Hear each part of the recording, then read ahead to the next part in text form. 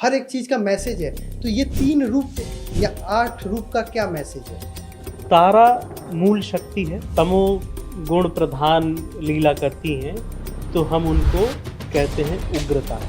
तारा की उपासना के लिए जगह क्या होगी? पहली जगह है एक लिंग शिवाला। 15 किलोमीटर रेडियस में अगर वो इकलौता शिवाला है तो वो एक लिंग कहलाता है। कोई ऐसा घर जिसमें कोई रहा ना हो, वहाँ पर तारा की उपासना होती है।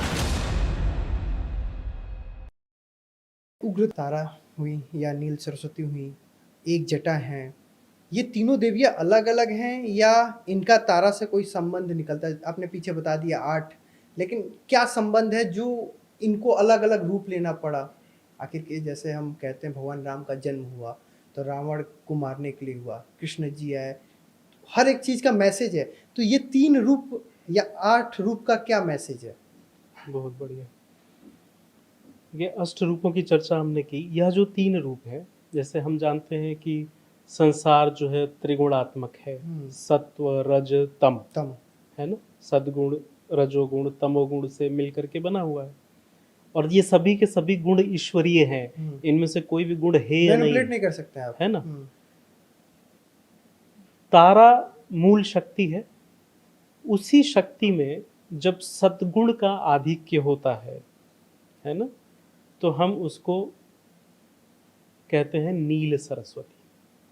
जब वो केवल ज्ञान मार्गियों के उपासना का आश्रय बनती हैं, तो हम उनको नील सरस्वती कहते हैं। जब वो तमोगुण का आश्रय लेकर के तमो गुण प्रधान लीला करती हैं, तो हम उनको कहते हैं उग्र तारा। थोड़ी उग्र हो गई। और एक जटा, यह उनका जो स्वरूप है वह रजोगुणी है। देखिए, ये 3 तत्व आपको समझने के लिए ना थोड़ा सा तारा का उपासना कैसे होता है इसमें जाना पड़ेगा। ठीक है। ये तारा की उपासना के लिए तारा रहस्य नाम के ग्रंथ को आश्रय मान करके अगर हम बात करें, तो कहते हैं कि उपासना के लिए जो जरूरी मटेरियल है, गुरु ने मंत्र दे दिया, स्वरूप का ज्ञान करा दिया, विधि निषेध बता दिया, क्या करना है क्या नहीं करना है। कुछ चीज़ें भी चाहिए होती हैं उपासना करने के लिए। पहले तो स्थान चाहिए। तो तारा की उपासना के लिए जगह क्या होगी? तो भाष्यकार कहते हैं कि पहली जगह है एक लिंग शिवाला। अब एक लिंग शिवाला क्या होता है? तांत्रिक मत से अगर आप इसको थोड़ा सा समझें आज के ज़माने के हिसाब से, 5 कोस की परिधि में जो एकमात्र शिवलिंग हो। 5 कोस के किलोमीटर में कितना हुआ? 15 किलोमीटर रेडियस मान के चलिए। ठीक है। 15 किलोमीटर रेडियस में अगर वो इकलौता शिवाला है तो वो एक लिंग कहलाता है। ठीक है। ठीक है। हमने भगवान की भी क्लासिफिकेशन की है, हम बड़े अनूठे लोग हैं। एक लिंग कहलाएगा अगर 15 किलोमीटर रेडियस में कोई और दूसरा शिवलिंग नहीं है। तो तारा की उपासना के लिए एक वो जगह बनती है। दूसरी जगह बनती है शून्य गृह। मतलब? अब शून्य गृह क्या हुआ? कोई ऐसा घर जिसमें कोई रहा ना हो कभी। घर तो बना, अच्छा, कोई रह नहीं पाया। ऐसे घर घरभोज ना हुआ हो, गृह प्रवेश ना हुआ हो, कोई रहा ना हो, रसोई ना जला हो, उसको शून्य गृह कहते हैं। वहां पर तारा की उपासना होती है। तीसरी बढ़िया जगह तारा उपासना के लिए है चौराहा। चौराहा जब निर्जन हो जाए। ठीक है। वास्तव में ज्योतिष में हम चौराहा राहु से देखते हैं।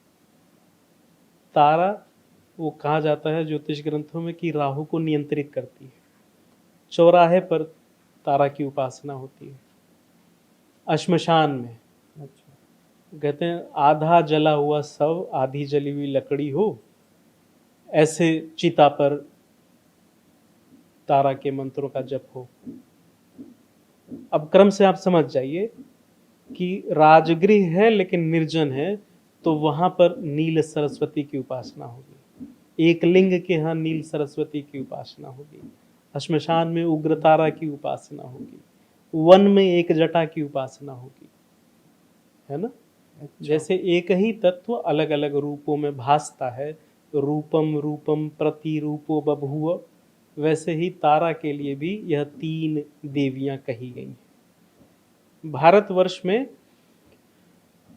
तारापीठ जो बीरभूम जिले में रामपुर हाट के पास है, वो तारा उपासना का एक प्रसिद्ध स्थल है।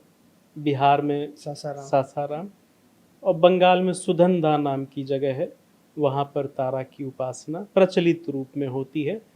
इसके अलावा अनेकानेक गुप्त स्थान अनेकों हैं जहाँ पर तारा की उपासना होती है।